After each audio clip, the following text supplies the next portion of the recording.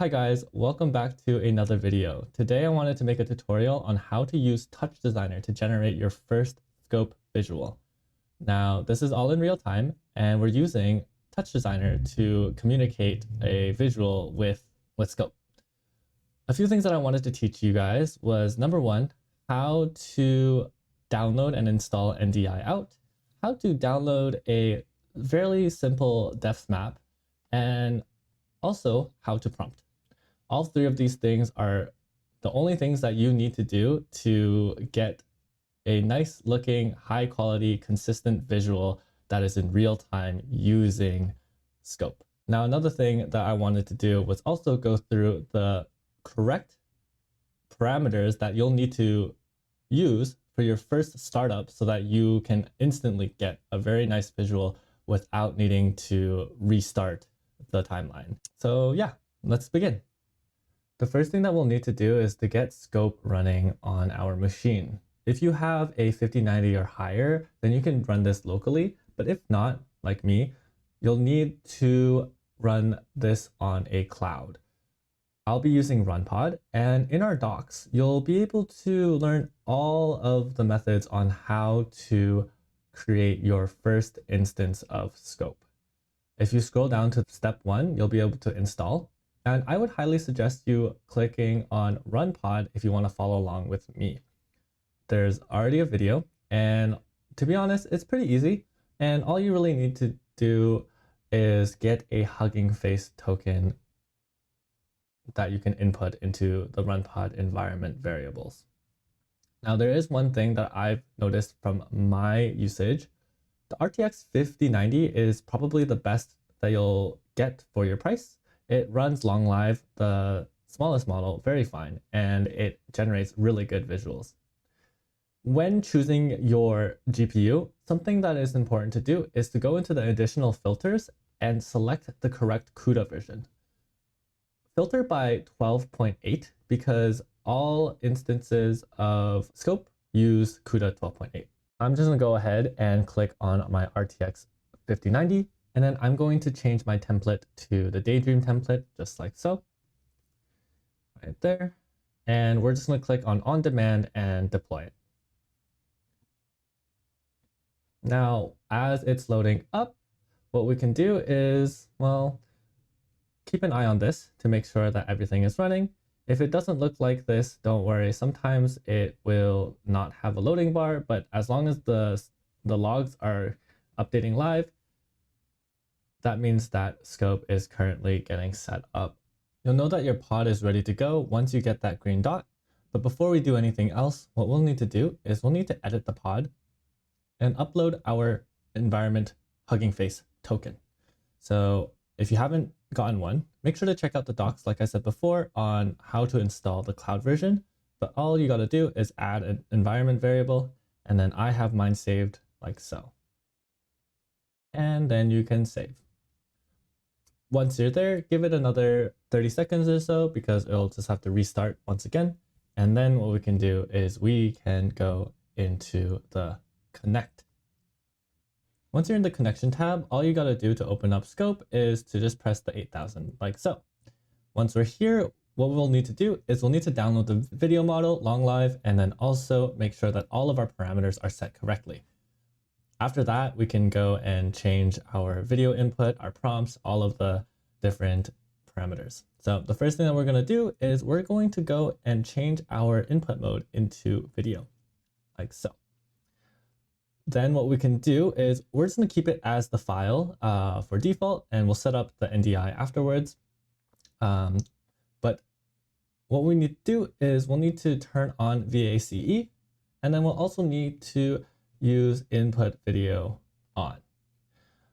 Then we have to set up everything else to be correct. So I'm going to choose no preprocessor. I'm also going to choose one as my VAE, the height and the width to be 512 and the seed to be 42, just the defaults.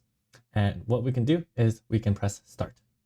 Now what we'll need to do is we'll need to let scope download everything. Now this will take a while to download and also load, but only for the first time. So while everything is loading up, what we can do is we can get everything else up and running. The first thing that we can download is NDI. I'm on a Windows machine, so I'll just go here and download NDI. I'll put it into this folder. If you don't know what NDI is, it's a way to take over your system's webcam and to use any sort of input as a webcam input. This is great for video calls or, for our instance, Daydream Scope.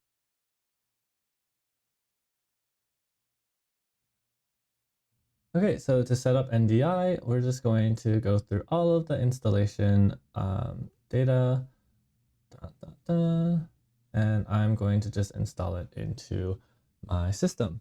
Once we have NDI installed, all we really need is this webcam option. And so you can just click on it and this dashboard should open up. You can close it for now and we'll be using it later. So yeah, you can close this NDI launcher as well. Once we have NDI installed, we're going to look for a depth map that we can use. Now, where we can get that, you can get it anywhere on the internet, but a place that I like to go to is Civit AI.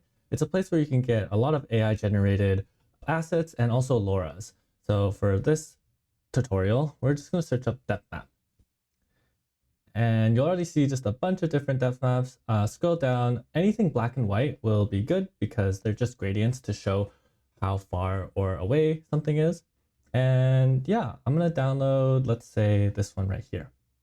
So to download this, you'll just have to make an account, but most of these are free to download. All you just got to do is press this button right here and it will automatically download it for you. Awesome. From there, you'll need to locate where you downloaded those files. And what I'm going to do is I'm going to extract all of these assets into a folder like so. So now what we can do with this folder is we can actually drag it into TouchDesigner. So if we go into here, we have all of our assets and I'm just going to bring this one in. And what I'm going to do is I'm going to actually bring this into Scope. So all we really need to do now is we need to grab our NDI out as a top, and we just want to connect the two, just like so.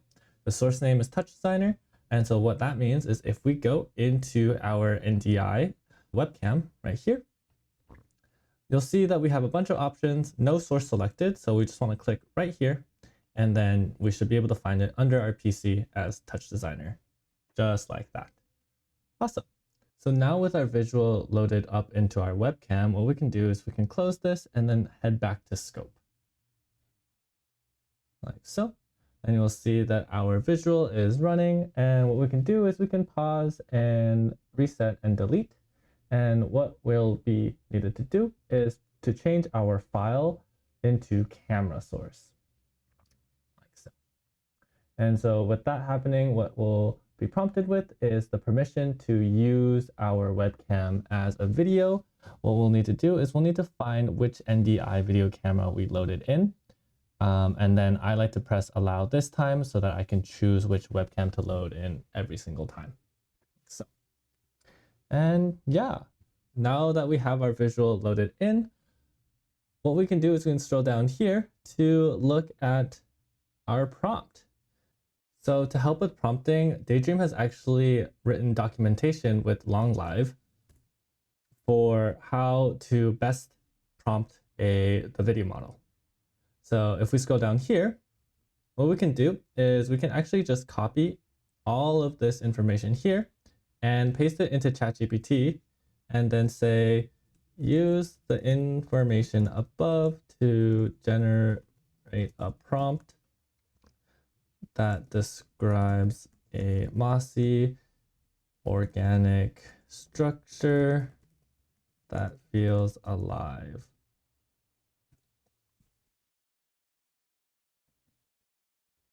And so with this, you'll get an instant prompt that you can copy and paste into the Daydream Scope prompt box, like so.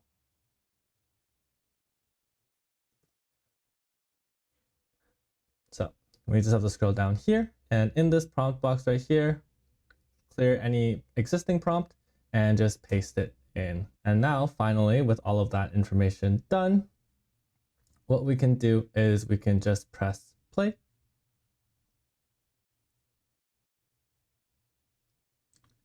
And there we have it. It's our visual running in real time. Now there are a few things that you can do. So first thing is you can play around with this VAC scale to control how much of your input goes into your output. If I decrease this all the way down, then you'll see that it doesn't change as much and the prompt kind of just runs by itself and transforms like crazy. But then you can bring it back up again if you want to bring back that original structure. Now, another thing that you can do is you can play around with the denoising step list. So if you increase the step 2 to a higher amount, then you'll get more detail and crazier transformations because a higher denoising step list is basically more creativity. Another thing that you can do is you can actually pause the timeline. And what I'm going to actually do is I'm going to bring up an older prompt that I generated, and I'm just going to copy it. And I'm going to press play again. And I'm going to actually change the prompt by going here. And I'm going to turn on the transition steps here first. Let's go up to 4. And I'm going to select all of this and delete it, and then replace it with this prompt and see what happens. And you'll see after in a bit, we see our visual transform into something crazy and new, like so. Now, yeah, so that's basically it. Another thing that you can do is you can pause and you can restart. And by doing so, what you'll do is you will be able to press play again. And you'll be able to replay every sort of action that you did with the prompt. Now, one thing to note is there are a lot of things that you can play around with that won't affect the loading time. But from my testing, what I've realized is, well, let me pause this, restart this, and then delete everything.